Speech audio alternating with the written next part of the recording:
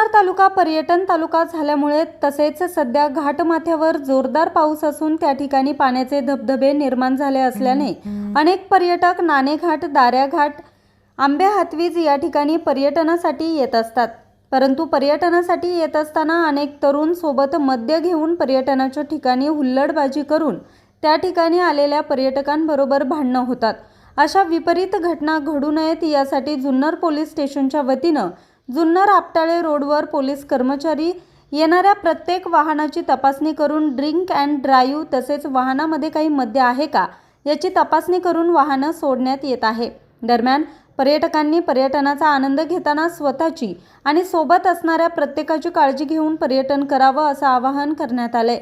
दरम्यान गाडीमध्ये मद्य सापडल्यास वाहन चालकावर दंडात्मक कारवाई करण्यात येत असल्याची माहिती police constable Ganesh Shinde, warden Balkrishna Khandagale, Umesh Kagdi यांनी दिली आहे. न्यूज रिपोर्टर विजय बोंबले, आज 24 तास, सुराळे.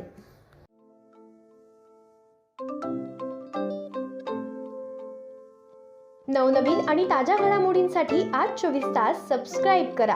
त्याचबरोबर बेल आयकॉनवर क्लिक करा आणि मिळवा आमच्या बातम्यांच्या नोटिफिकेशन्स. तसेच आज 24 तासची प्रत्येक बातमी आपल्याला कशी वाटली हे कळवा. लाईक करून, कमेंट करून आणि आमच्या बातम्या शेअर सुद्धा करा.